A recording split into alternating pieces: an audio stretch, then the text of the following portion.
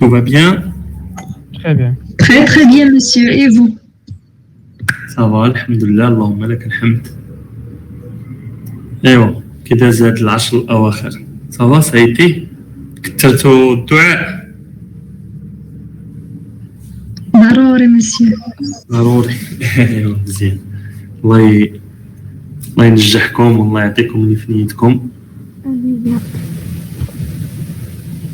Sinon, ça va le moral? Tout va bien?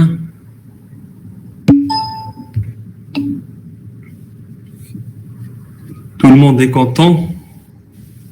D'ailleurs, Oui, monsieur. Oui, Ça va. fatigue avec ces derniers jours du mois sacré. Il y a beaucoup de fatigue, il y a beaucoup de... Ça va pour vous? Oui. Vous avez commencé la révision? Pas encore? On a commencé, monsieur.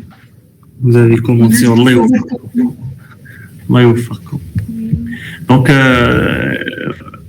je vois qu'il y a une présence assez importante. Donc, pour les étudiants qui n'étaient pas présents lors des dernières séances, est-ce qu'il y a des questions? Est-ce qu'il y a des questions par rapport à l'examen, par rapport au module? Est-ce que vous avez des questions?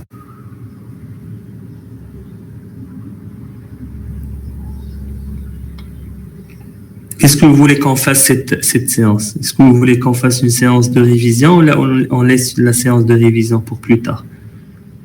Déjà, je vais partager avec vous quelques examens des années antérieures pour voir. Donc, je vais m'arrêter un peu sur le principe de la liberté de preuve en matière commerciale et aussi la prescription en matière commerciale. Donc, est-ce que vous voulez qu'on s'arrête sur des points qui vous paraissent ambigus, qu'on a vu les séances antérieures, ou vous voulez qu'on avance? Qu'est-ce que vous voulez qu'on fasse pour les étudiants qui n'étaient pas présents aussi? Est-ce que vous avez des ambiguïtés? Est-ce que vous avez révision plus examen blanc? D'accord. La partie détaillée de la lettre de change, non. Monsieur, les parties lettres importantes pour l'examen. La partie la partie relative aux lettres de change, non. On va voir uniquement ce qu'on a vu dans le cours. Uniquement ce qu'on a vu dans le cours. Certes, je vous ai envoyé un support pédagogique à lire obligatoirement pour que vous puissiez avoir une idée plus claire sur le droit commercial et la matière commerciale. L'examen, il sera sous forme de QCM et on va voir deux grands chapitres. Commerçant, qualité de commerçant, qualité de commerçant, comment on peut avoir la qualité de commerçant, comment acquiert-on la qualité de commerçant, et les différents types d'actes de commerce, les 4 types d'actes de commerce et les juridictions ou la compétence des juridictions commerciales. Il y a aussi le principe qu'on va voir aujourd'hui, on va le voir sommairement parce qu'il est assez facile, c'est le principe de la liberté de preuve et aussi la prescription en matière commerciale. On va la voir aujourd'hui. Les études de cas, les études de cas, uniquement pour réviser ou ça fait. Pas pour, mais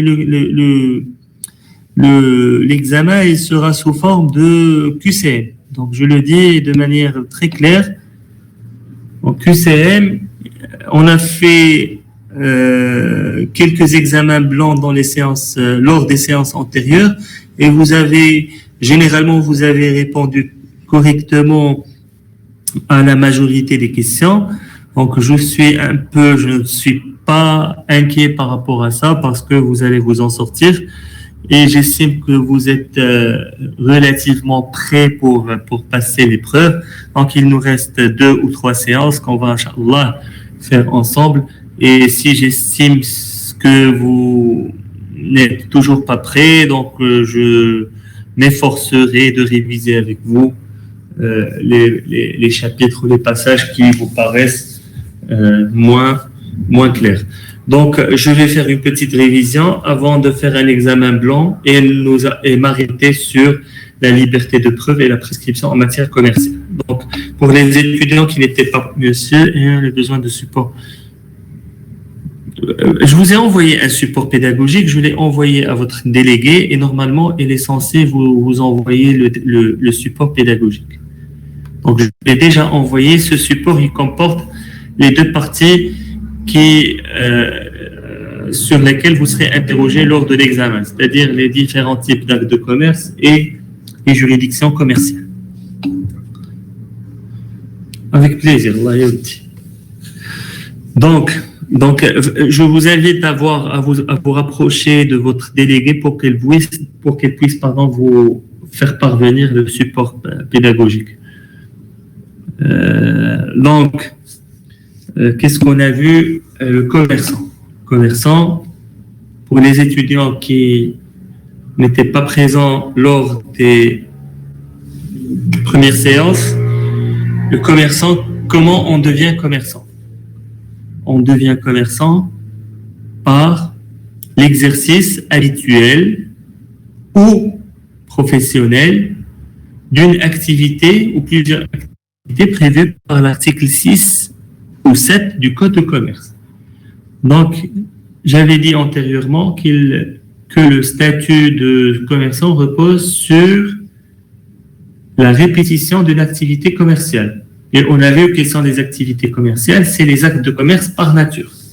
Qu'on a déjà vu, qu'on a déjà décortiqué ensemble. Il s'agit de l'article 6 et 7 du Code de commerce. Donc, la qualité de commerçant, si je vous interroge sur la qualité de commerçant, c'est très simple. C'est le commerçant, c'est la personne qui exerce de manière habituelle, c'est-à-dire répétitive, récurrente, une activité professionnelle prévue par l'article 6 du Code de commerce. D'accord? Donc, c'est clair par rapport à l'activité du commerçant. Si je vous dis qu'on acquiert la qualité de commerçant par 2 points, l'exercice habituel d'une activité commerciale, c'est correct. Si je vous dis, si on acquiert la qualité de commerçant par l'exercice professionnel, c'est correct. Par l'exercice habituel et professionnel, ce n'est pas correct. Ça doit être soit professionnel, soit habituel ou professionnel. D'accord? L'article 6 et 7 du Code de commerce. Donc, les différents types d'actes de commerce. Donc, on a vu qu'il y a 4 types d'actes de commerce. Les actes de commerce, initialement, on a vu les actes de commerce par nature. Et on a dit que toutes les activités commerciales qu'on voit dans notre sphère économique sont, à l'évidence, des actes de commerce habituel et professionnel, c'est faux. Habituel ou professionnel. Donc, toutes les activités commerciales qu'on voit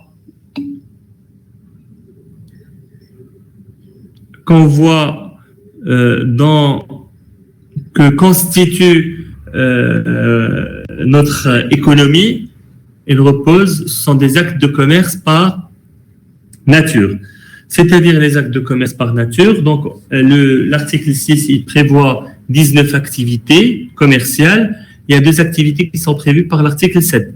Mais quand, par exemple, l'alinéa 14 ou l'activité 14 prévue par l'article 6 nous parle de la fourniture de biens et de services, rien que cette activité, elle peut englober une centaine, voire des milliers d'activités. D'accord? Donc, les actes de commerce par nature, c'est des actes prévus par l'article 6 et 7 du Code de commerce. Le deuxième acte de commerce, c'est un acte de commerce par la forme.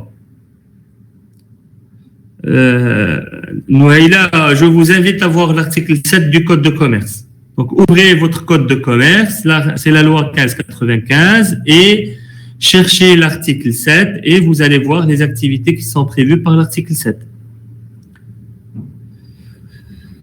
Donc,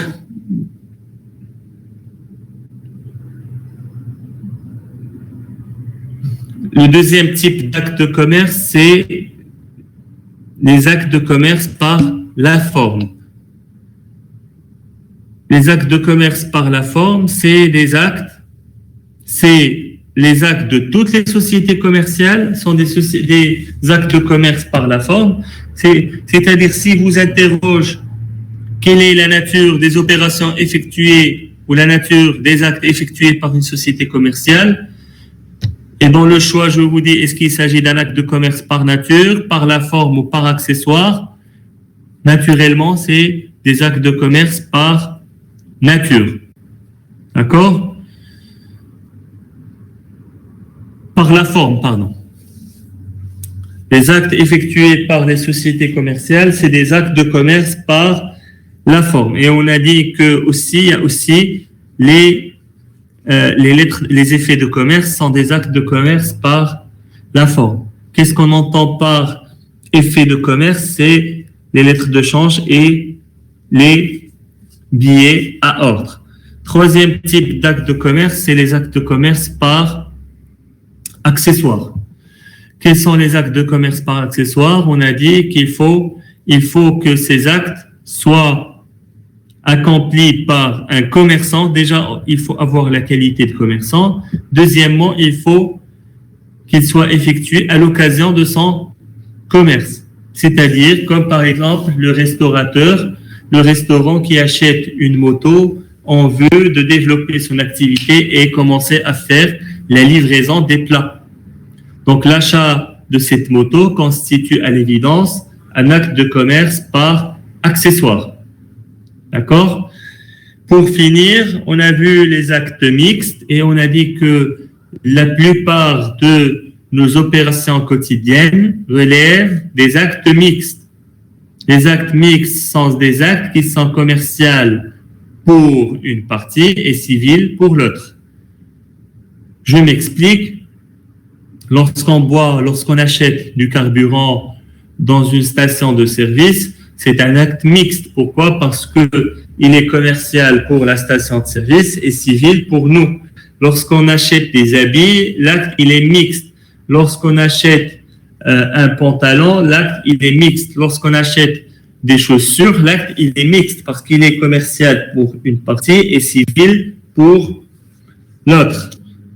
Donc, voilà différents types d'actes de commerce. Ici, j'avais expliqué un point qui relève d'une importance capitale, qui est de la compétence en matière d'actes mixtes. Lorsqu'il y a un problème qui surgit ou qui survient à l'occasion d'un acte mixte, la compétence des tribunaux qui seront compétents pour statuer par rapport à ces affaires, avant une loi récente ou une modification législative récente, cela dépendait de la personne qui devait intenter une action ou l'action devant la justice. Si c'était la personne civile n'ayant pas la qualité de commerçant qui devait faire une action en justice contre la personne ayant la qualité de commerçant, le tribunal compétent, la personne civile comme vous et moi, ayant le choix entre le tribunal civil ou commercial. Mais maintenant, la question elle est moins difficile s'il y a un problème entre un commerçant et un non-commerçant, c'est-à-dire un commerçant et un consommateur par rapport à n'importe quelle question et n'importe quelle partie qui doit faire l'action est recevable uniquement devant le tribunal ou les tribunaux de première instance, c'est-à-dire les tribunaux civils et pas commerciaux. D'accord? Tribunaux de commerce, pardon. C'est clair par rapport à ce premier chapitre qui porte sur le commerçant, activité commerciale et acte de commerce. C'est clair pour vous? Est-ce que vous avez des questions? Pas de questions?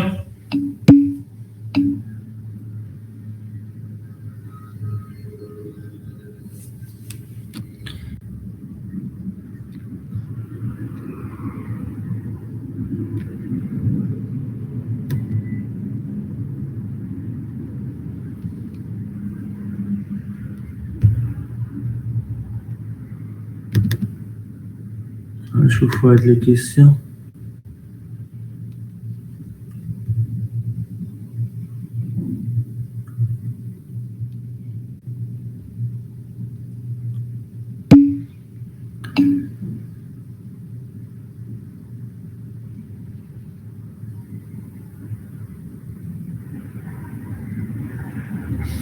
دابا لا نهى شحال نبقى نقرا لك انا في هاد الدارجه كتكتب لي بالدارجه راه هادشي هذا درناه مع مانت ريبريز بروفيسيونيل سي فري سي كوريكت habituel c'est correct habituel ou professionnel c'est correct professionnel et habituel ce n'est pas correct d'accord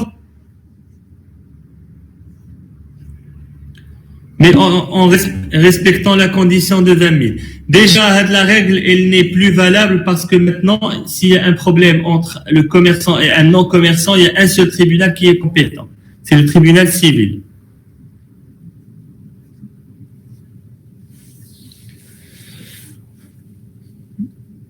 D'accord, c'est clair?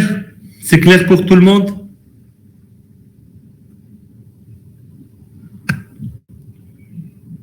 Donc, c'est clair.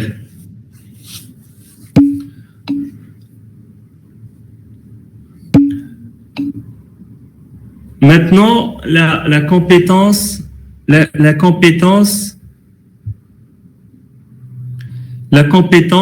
des juridictions commerciales ou des tribunaux de commerce, on a dit que ces tribunaux de commerce sont compétents en matière de contrats commerciaux. Donc, s'il y a un contrat commercial, et j'avais expliqué qu'est-ce qu'un contrat commercial, le contrat commercial peut être soit un contrat qui réunit deux parties ayant la qualité de commerçant, soit un contrat qui est prévu par le 4e livre du Code de commerce qui prévoit plusieurs contrats commerciaux. Donc, si on est devant un contrat commercial, il y a un problème sur ce contrat commercial, automatiquement, le tribunal compétent, c'est le tribunal commercial. C'est le tribunal de commerce. Sauf si je vous mentionne, je détermine un montant. Le montant, si par exemple je parle d'un montant du litige équivalent ou inférieur à 20 000 dirhams, le tribunal, il est civil. Si le montant du litige est supérieur à 20 000 dirhams, le tribunal compétent, c'est le tribunal de commerce.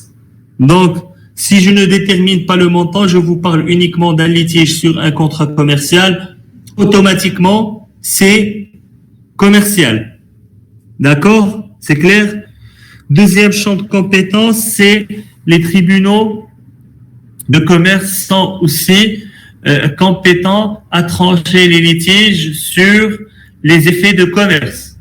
Donc, les effets de commerce, j'avais dit que ces effets de commerce, déjà le montant, il est déterminé à l'avance, il est déterminé dans la lettre de change ou le billet à ordre. Donc ici, s'il y a un problème qui résulte d'un effet de commerce, automatiquement, le tribunal de commerce, il est compétent, sauf pourvu ou du moment que le montant de cette lettre de change ou de cet effet de commerce soit supérieur à 20 000 dirhams. Troisième champ de compétence, c'est les conflits ou les problèmes entre deux commerçants à l'occasion de leur activité commerciale. Donc ici, s'il y a un problème entre deux commerçants qui résulte de leur activité commerciale, le problème, il est tranché par un tribunal de commerce. Mais si le problème est inférieur à 20 000 dirhams, le tribunal compétent est le tribunal civil. D'accord? Quatrième champ de compétence, c'est les juridictions commerciales. Ils statuent aussi sur des affaires relatives aux associés dans le cadre des sociétés commerciales. Donc, s'il y a un problème entre associés ou entre associés et une société, le tribunal compétent, c'est le tribunal de commerce. Cinquièmement et dernièrement, c'est dernier champ de compétence des juridictions commerciales, c'est les conflits résultant d'un fonds de commerce ou d'une opération relative à un fonds de commerce. Donc, toutes les opérations relatives à un fonds de commerce, donc je cite 4 opérations ici. Première opération, la cession. Si vous êtes face à une opération de cession d'un fonds de commerce, automatiquement, le tribunal compétent, c'est le tribunal de commerce. Si vous êtes face à une opération de nantissement du fonds de commerce, tribunal compétent, c'est le tribunal de commerce. L'apport en société, c'est le tribunal de commerce.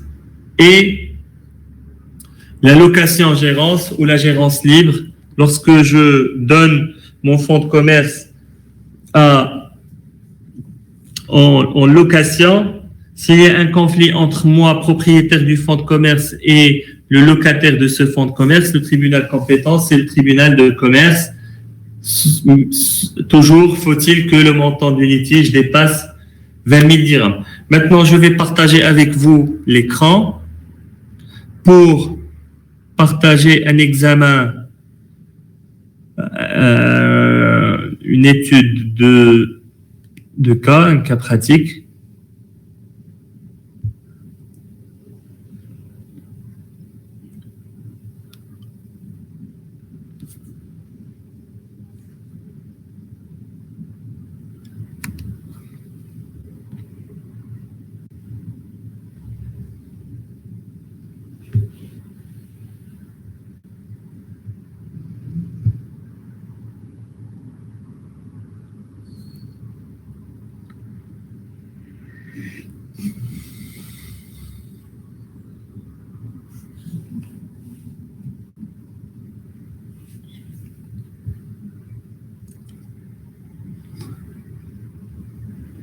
Donc, est-ce que vous le voyez?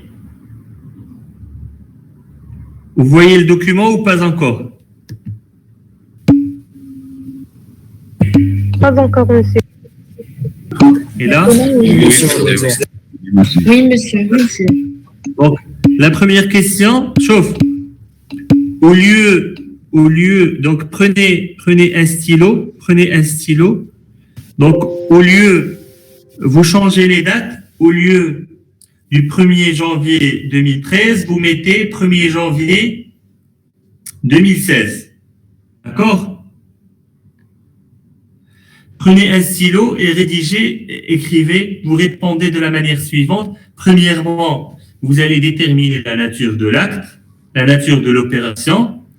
Deuxièmement, les parties au conflit. Est-ce que vous écrivez la nature de l'acte, les parties au conflit, le tribunal compétent,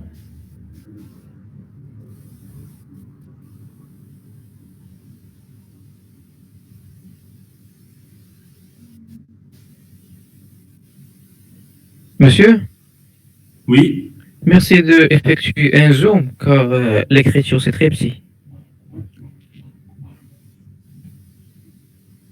d'accord. Attendez.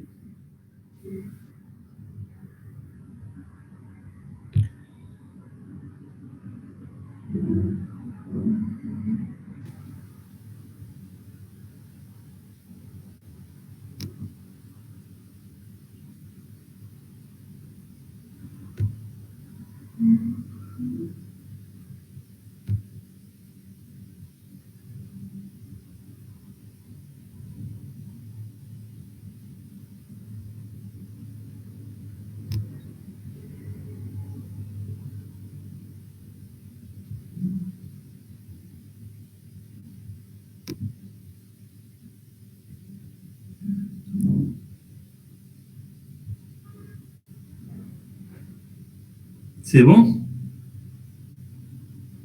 C'est bon? Oui, c'est bon, merci. Donc, prenez votre temps et réfléchissez très bien. La nature de l'acte ou de l'opération, de quoi il s'agit?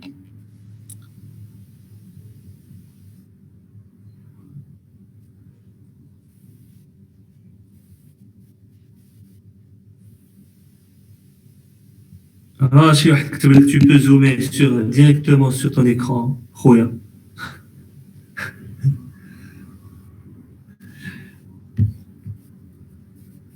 La nature de l'acte ou de l'opération, les parties au litige,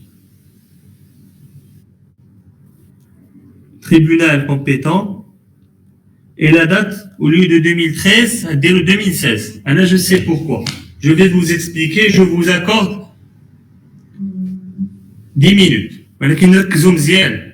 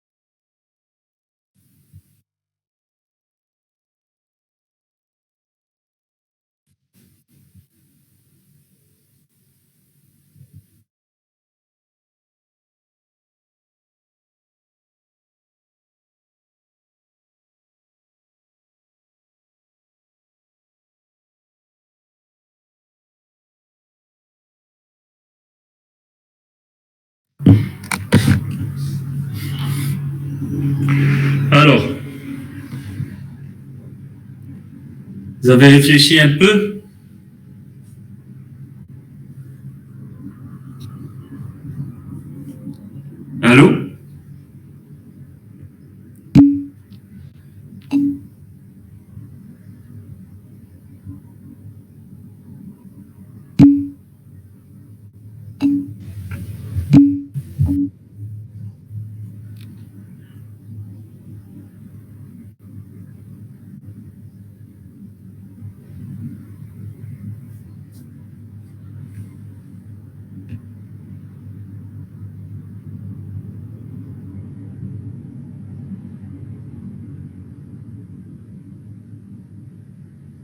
Alors, qu'est-ce que vous en pensez?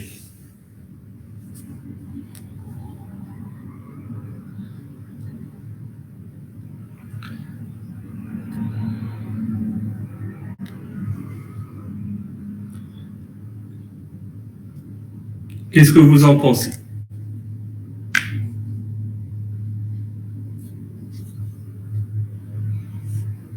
Allô? Oui, monsieur. Pour l'acte, c'est un acte par nature.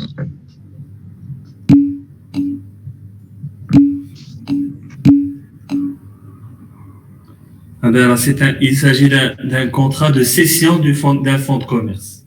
C'est une vente de fonds de commerce.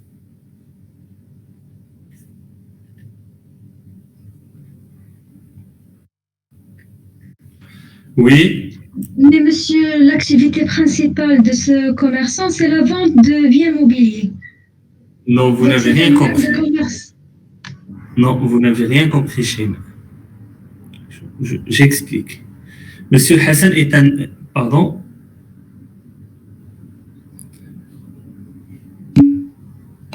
Monsieur Mohamed a vendu un fonds de commerce le 1er janvier 2016, dont l'activité principale est la vente de biens mobiliers. Le contrat de cession, le contrat de vente de fonds de commerce comporte une... Là, il y a un problème, pas sûr dans l'activité qui résulte de ce fonds de commerce, dans l'activité de ce fonds de commerce. Il y a un problème qui survient, qui est relatif à la cession, à la vente de ce fonds de commerce.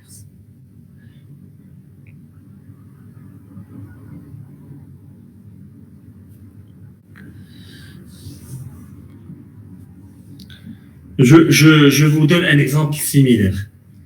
Votre collègue Sheima m'a vendu son téléphone portable. D'accord? On a convenu que aujourd'hui, je vais lui donner 6 000 dirhams. Le montant de la vente, ouais, 8 000 dirhams. D'accord? Et comme le téléphone portable, il est ancien, je lui dis, si votre téléphone, il marche, il sera opérationnel dans un mois, je vais vous rajouter 2 000 dirhams. C'est-à-dire, aujourd'hui, je vais vous donner 6 000 dirhams et au bout d'un mois, si le téléphone il continue à marcher et il est opérationnel, je vous rajoute les 2 000 dirhams. Dans un mois, le téléphone il marche bien, il est opérationnel, donc les 2 000 dirhams vont devenir exigibles. Je vais devoir les payer. Donc cet exemple, il est similaire à cette opération. C'est-à-dire, j'ai vendu mon fonds de commerce et j'ai convenu avec le nouvel acheteur qu'il va me rajouter un montant de 21 000 dirhams si le fonds de commerce réalise un chiffre d'affaires ou l'activité commerciale réalise un chiffre d'affaires supérieur à 1 million de dirhams. Donc ici, il s'agit d'une opération relative au fonds de commerce. Par voie de conséquence, le tribunal compétent, c'est le tribunal commercial, parce que le montant du litige, il dépasse 20 000 dirhams. Mais pourquoi je vous ai mis 2016? Je vais vous expliquer une chose. Là maintenant, votre collègue Sheima m'a vendu un téléphone portable et cette vente date d'aujourd'hui, sauf qu'on a convenu d'un paiement le 1er juin. D'accord? Derrière un contrat, il m'a vendu un ordinateur portable à 10 000 dirhams. On a fait un contrat et je vais la payer le 1er juin, mais maintenant, il m'a rendu le téléphone, l'ordinateur portable. Le 1er juin, Sheima, elle m'appelle pour lui rendre son argent. Je refuse. Sheima dispose d'un droit d'aller réclamer sa créance devant un tribunal. D'accord? C'est une solution. Yak? On est d'accord. Mais, ici un problème. Est-ce que cette action n'est pas limitée dans le temps? Pour vous, économistes, est-ce que vous pouvez répondre à cette question? Cette action pourra-t-elle ou est-ce qu'elle est limitée dans le temps? Sheima dispose-t-elle d'un délai pour agir en justice? Oui ou non? Je ne l'ai pas payé aujourd'hui par rapport à une opération qu'on vient de faire. Le 1er juin, on avait programmé un paiement. Je ne l'ai pas payé le 1er juin. Est-ce qu'elle dispose d'un délai pour aller devant un tribunal?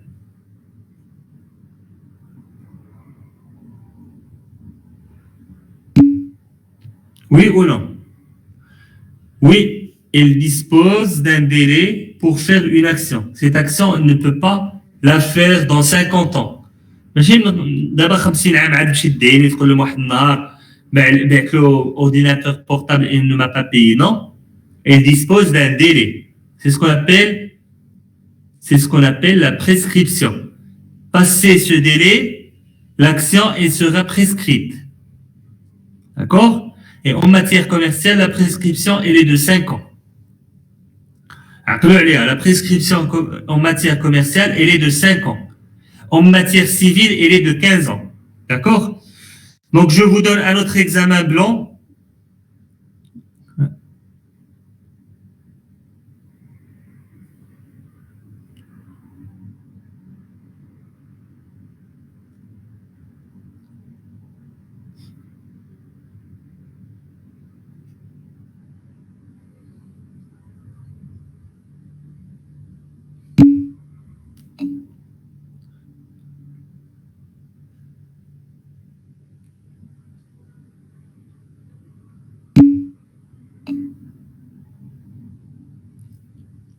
Oui.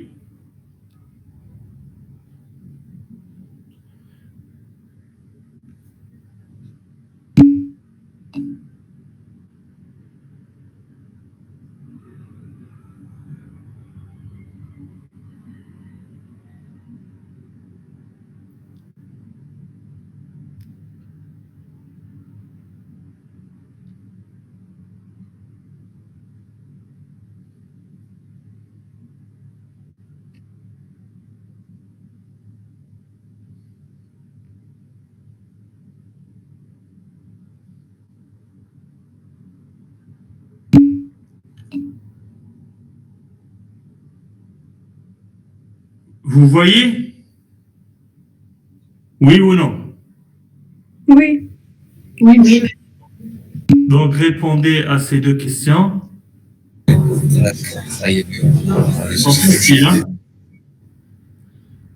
Donc, 5 minutes.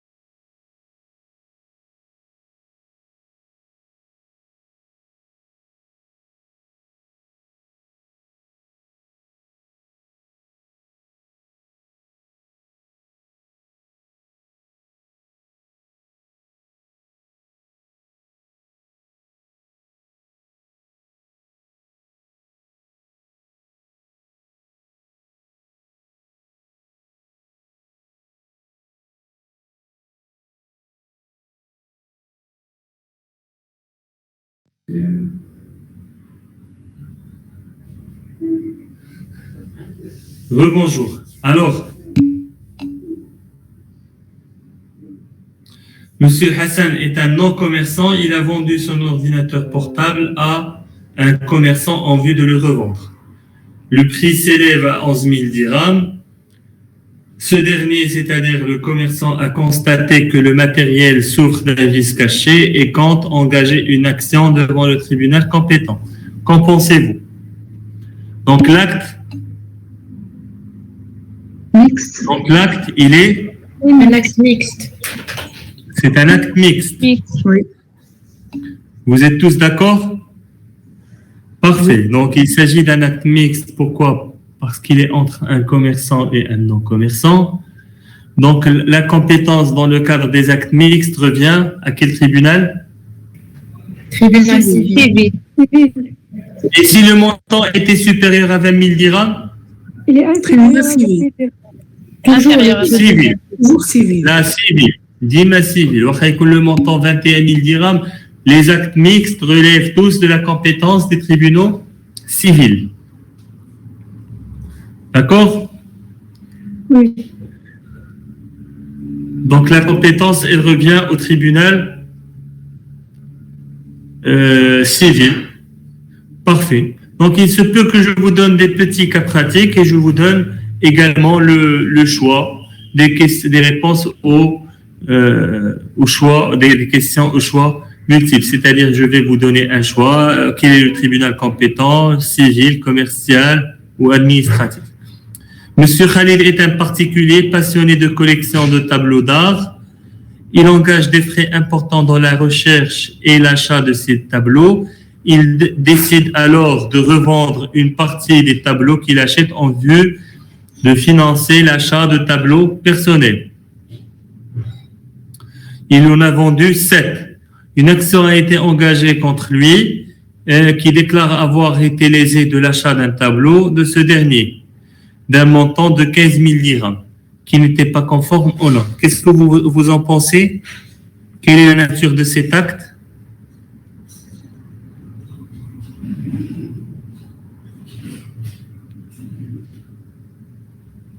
Quelle est la nature de cet acte? Allô? Khalid, j'ai bien dit qu'il est particulier, d'accord? Khalid est un particulier, donc j'ai dit qu'il n'est pas commerçant. Là, machine par la forme, là. Par la forme uniquement, mais qu'est-ce qu'on une lettre de change? Mix. Attendez. Les sociétés commerciales. Là. Monsieur Khalid, j'ai dit bien qu'il est particulier, donc il n'est pas commerçant. Il engage des frais importants. Il décide alors de revendre une partie des tableaux qu'il achète en vue de financer l'achat de ces tableaux personnels. Donc, la vente libère. C'est une opération. C'est une opération. Normalement, lorsqu'on vend une seule fois, 2 fois, c'est une opération civile. Mais lorsqu'on vend 7 fois, on devient commerçant. D'accord? On devient commerçant de fait. Ici, il devient commerçant. Mais il vend à qui? C'est un acte de commerce par nature. Donc, Fatem Zahra Kinana a parfaitement raison. C'est un acte de commerce par nature. Donc, il ne faut pas répondre au hasard, mais il faut connaître la nature et aussi la justification de votre réponse. Il faut savoir pourquoi vous avez répondu comme ça et pourquoi vous avez répondu de cette manière. Donc, là, c'est très simple. Puisque le particulier, il a vendu une première, une deuxième, une troisième fois, il est devenu commerçant. Une action a été engagée par la société donc il a vendu à une autre société, donc c'est un acte de commerce par nature. Et si le tribunal compétent, quel est le tribunal compétent? Ici, il y a un conflit entre 2 commerçants, pas un seul commerçant. Le premier, c'est M. Khalid, qui est devenu commerçant de fait. Pourquoi? Parce qu'il a exercé une activité commerciale de manière habituelle. C'est clair? Oui ou non? C'est clair. Il a exercé une activité commerciale de manière habituelle. Ici, il y a l'habitude, la récurrence et la répétition des actes. Donc, il est devenu commerçant et il a vendu à une société qui elle-même, c'est une société, donc il exerce une activité commerciale. Et ils ont un litige, donc il y a un litige entre deux commerçants à l'occasion de leur activité commerciale. Mais sur un montant,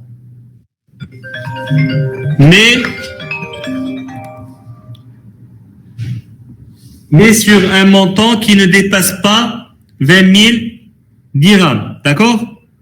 Donc, pour vous, quel est le tribunal compétent? Civil. C'est le tribunal civil, ça fait. C'est clair? Oui.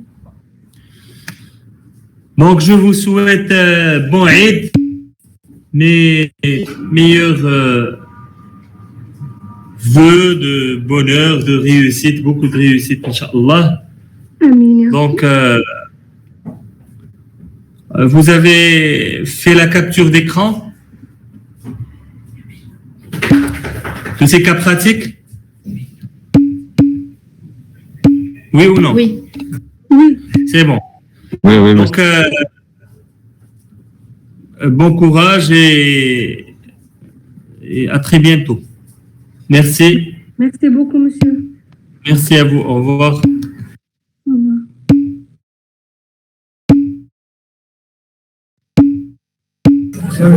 لا ما تسمعش